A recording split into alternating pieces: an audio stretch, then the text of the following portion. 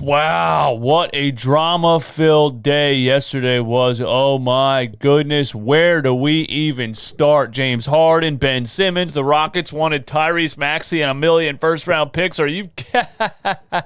Thank you, Daryl Morey. Thank you.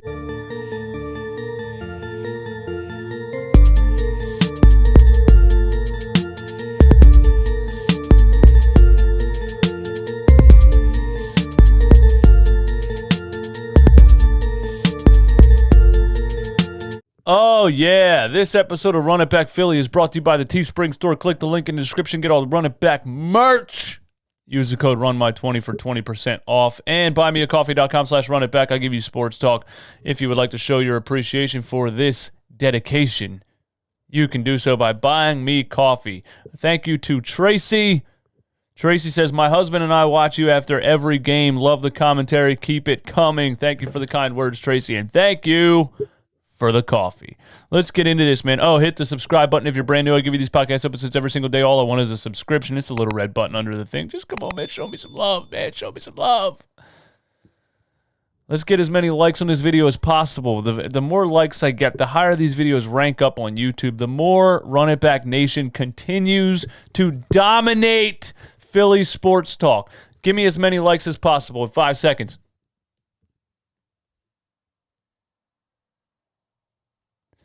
Hit the dislike button if you were on the give Tyrese Maxey to the Rockets for James Harden train. I'm just kidding. But hit the dislike button if you're a fraud. Yeah, let's get into this, man. So Daryl Morey refuses to trade Ben Simmons, Tyrese Maxey, Matisse Thybulle, and a couple of first-round picks for James Harden. I'm at such a loss for words for what happened yesterday. I can't figure out why... First of all, I can't figure out why the hell the Houston Rockets thought they would get that much in return for a team cancer dude that's 20 pounds overweight, that has little to no respect for the game, that like what and wanted to leave. You had no leverage, Houston. You had no leverage. He wanted out. He was out here bombing games for the last 5 games. He didn't care. He was pissing off his teammates. He was slapping the city and the organization in the face. You had no leverage. We knew, and everybody knew, you had to trade him yesterday. We knew you had to get it done in a day. We offered you Ben Simmons. Now, we're going to get into whether I think Ben Simmons has as much value as we Sixers fans put on him. He has his flaws. Certainly, you've heard them all right here on Run It Back Philly pretty much every single day. But we offered you Ben Simmons. That's a 24-year-old who, in the right situation, with the right coaching staff, with the right people that want to push him to be great, maybe, can be I'm not even going to put the word superstar on it anymore, but can be a very good player and can make your team better. You know, you still need stars to win in the NBA, and Ben Simmons is not a star. But we offered you Ben Simmons, a transcendent talent. And you said no. And I was all, you know what? The beginning of the season, we're not trading Ben Simmons. But just from what I've seen so far this season, I see clearly this dude is never going to shoot the ball. He's never going to improve his game. He's never going to be a scorer. He's never going to be the guy you can give the ball that can get you a bucket. He's never going to take over a game in the fourth quarter and lead you to victory. He's just not that kind of player.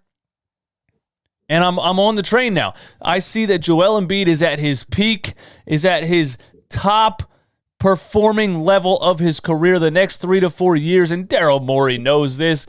Elton Brand knows this. Doc Rivers knows this. Now is the time to put as many scorers, to put as many other stars around Joel Embiid as possible. And the Philadelphia Sixers are going to trade Ben Simmons, period. It's going to happen. There's hardly anybody left anymore. It's almost general knowledge that the Sixers are trying to trade Ben Simmons, period. He doesn't fit what they're trying to do with this team. He looks out of place. It's time to let it go. It's pretty much general knowledge at this point, right? But we offered you Ben Simmons, and I was finally like, yo, fine. I don't want James Harden anywhere near this city. I don't like his energy. I don't like his selfishness. I don't like the fact that he just thinks he can do whatever he wants in an organization.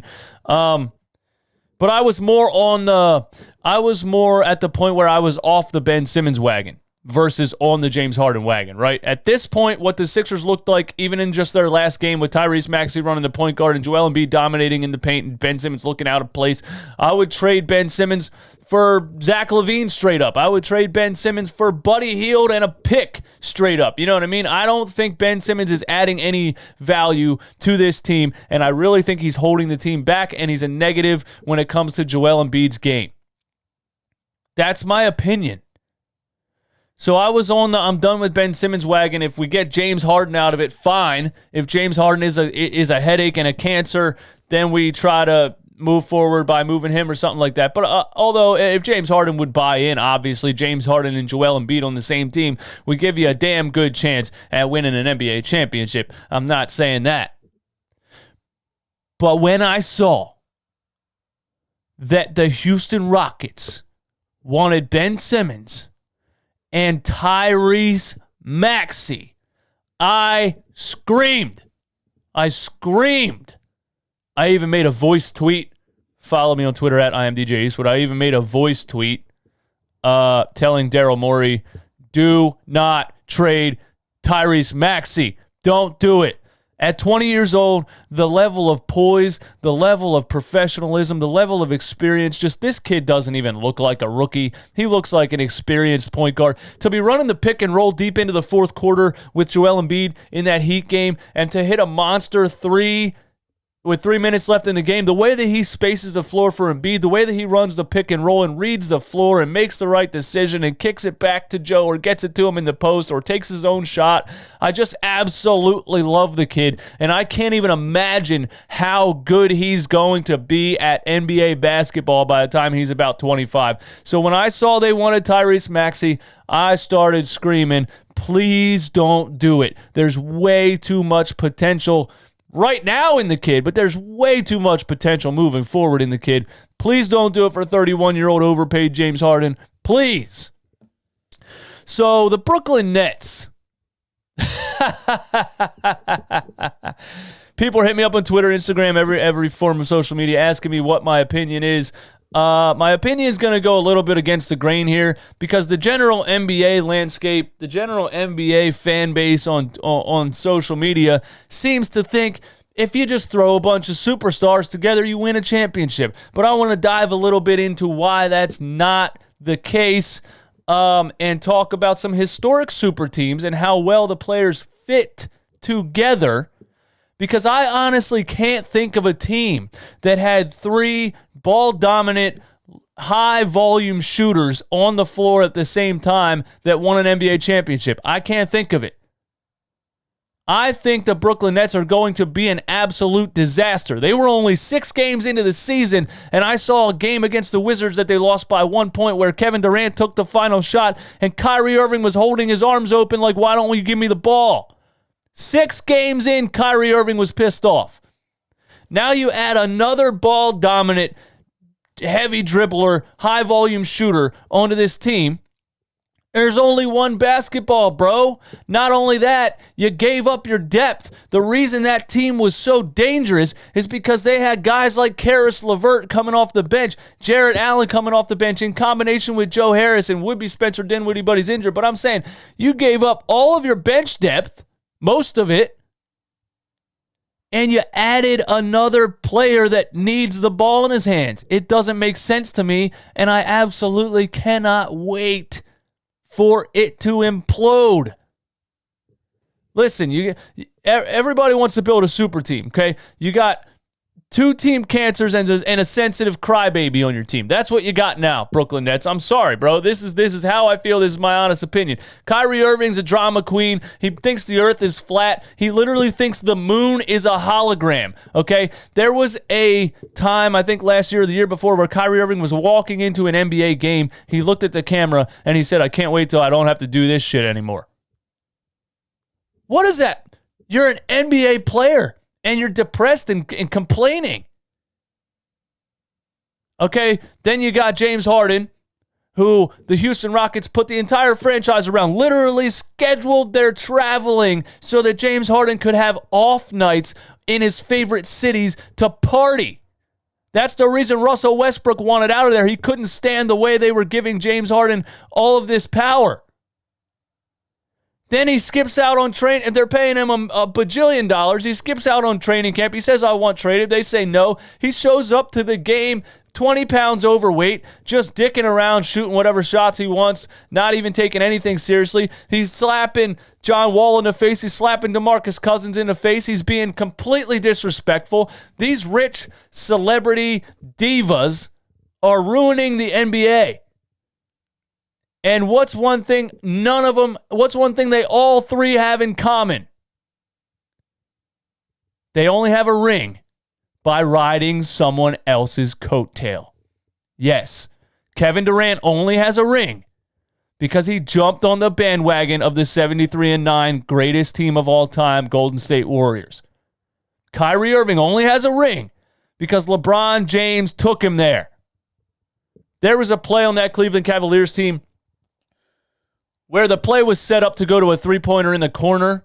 Kyrie Irving failed to make the pass, took a bad shot. LeBron James came back down the very next possession, called the same play, told Kyrie to give him the ball, and LeBron made the right pass for a wide-open three-pointer.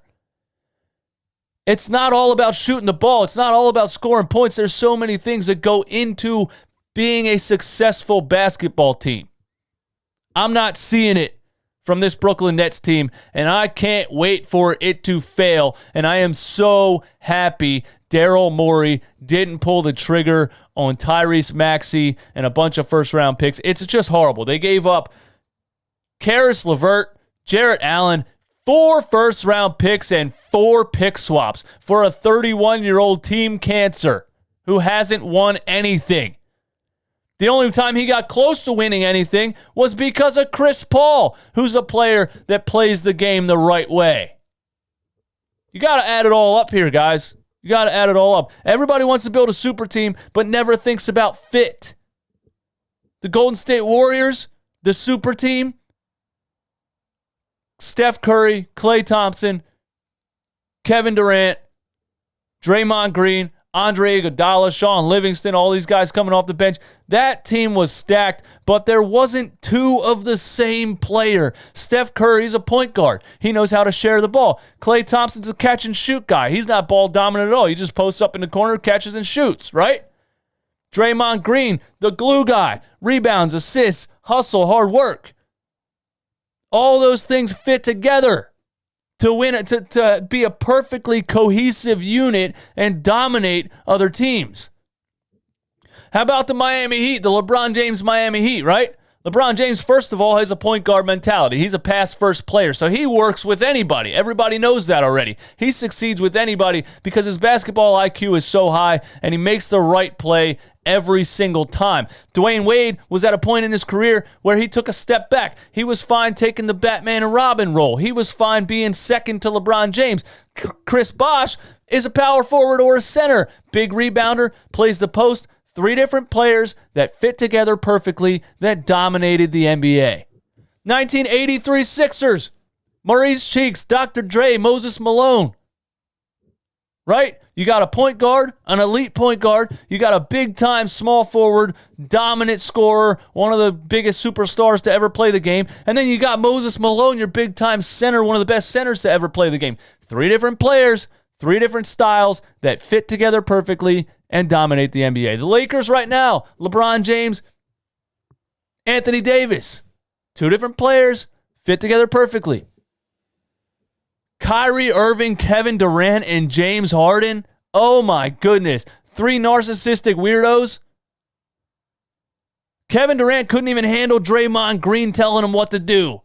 He's already arguing with Kyrie Irving. You're going to throw James Harden in there? I'm so glad we had nothing to do with this, man, but I could rant about how just much of a disaster I think that's going to be. Not only a disaster with the roster construction, but the fact that they mortgaged their future for it, I don't understand it at all. And Steve Nash, I kind of feel bad for him. Steve Nash has an insane job to do, trying to get those 3 players to play together. Oh, it's gonna be fun to watch that go down in flames. What's up with my camera? What's up with the lighting?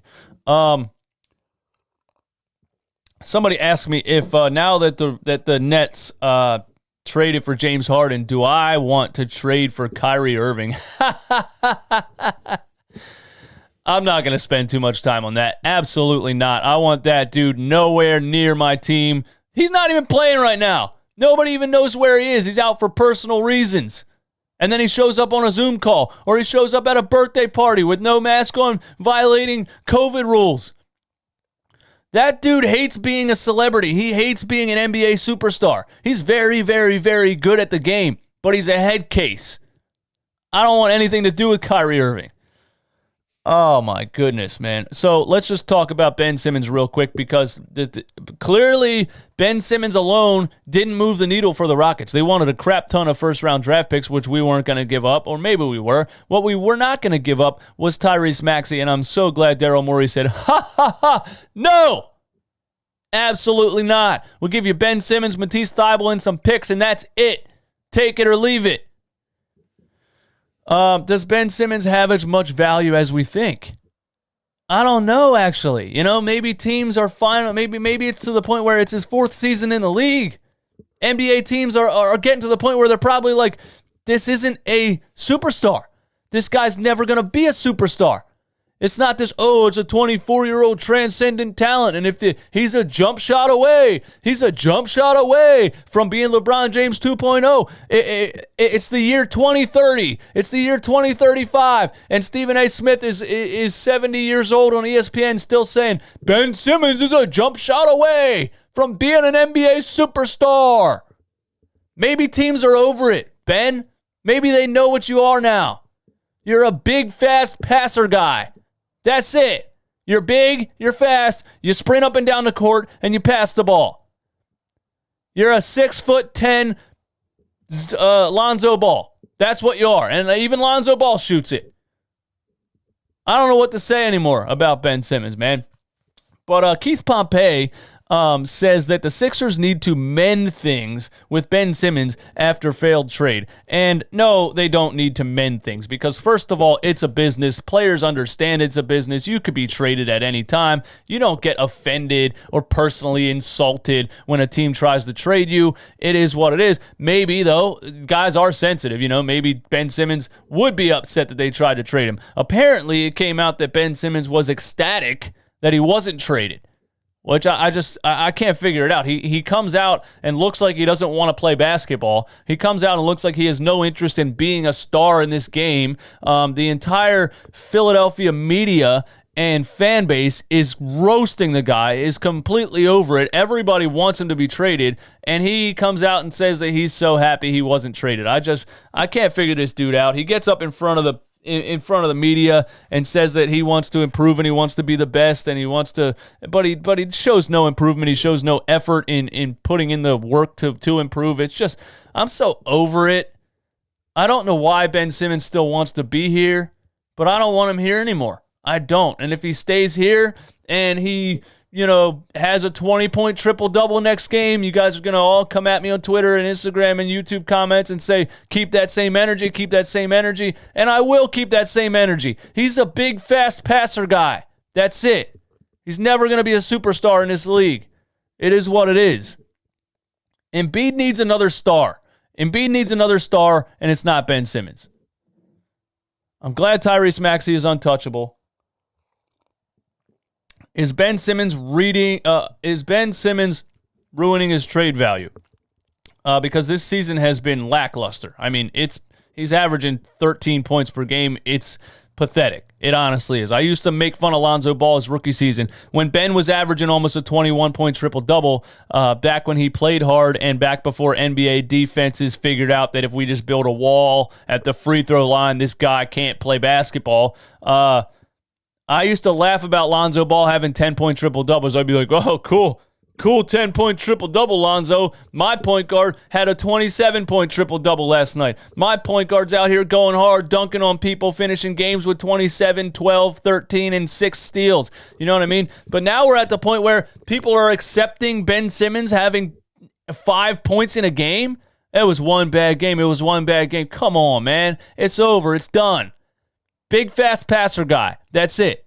If we keep him forever, fine. But I'm never going to be a fan again. Ever. I'm not. He's a big, fast passer guy. It is what it is. I don't have to like him. I'll be happy if he contributes and plays hard. But I'm not going to expect much. I'm not going to expect him to ever shoot the ball or look like an actual basketball player. It is what it is. I just want to make a point real quick because this is what I'm seeing from him is this. Maybe Ben Simmons was pushed to play basketball because of his physical abilities and his size and his speed. Maybe they said, dude, this kid is going to absolutely dominate and go to the NBA, become a millionaire, and live an amazing life. Maybe he got pushed to play basketball because of that. And he was always so much bigger, stronger, and faster than everybody that it was easy to him. It was very easy for him to dominate on the court. And in the grand scheme of things, he either doesn't have the fight to be better because he's in the NBA now and people know how to defend you, or maybe, just hear me out, maybe he doesn't actually like playing basketball. You know what I mean?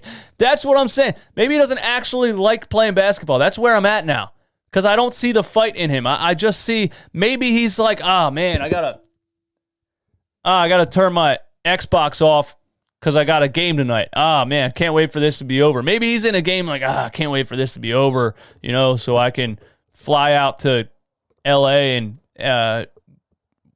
go to sleep at Kylie's house or Kendall's house or whatever. Maybe he's just not interested in actually playing basketball. And maybe he's at the point where he's made so much money that he just doesn't care. He's living a celebrity lifestyle. And hey, I don't know how I would react to having that much money and somebody saying, hey, you got to get up at 6 a.m. and work on your game. And I wake up in, satin sheets in a high-rise $1 million condo with a beautiful view and a 90-inch TV on the wall. And I don't know how I would react to being motivated. That's all I got for you guys, man. My name is DJ Eastwood. This is Run It Back Philly. Thank you, Daryl Morey, for not pulling the trigger. The Brooklyn Nets are going to be a dumpster fire, and I can't wait for it to implode. You guys, hit the subscribe button if you're brand new. Hit the like button. Help me rank up on YouTube. If you're listening on Apple Podcasts or Spotify, give me a rating and a review. Have a great day. Peace.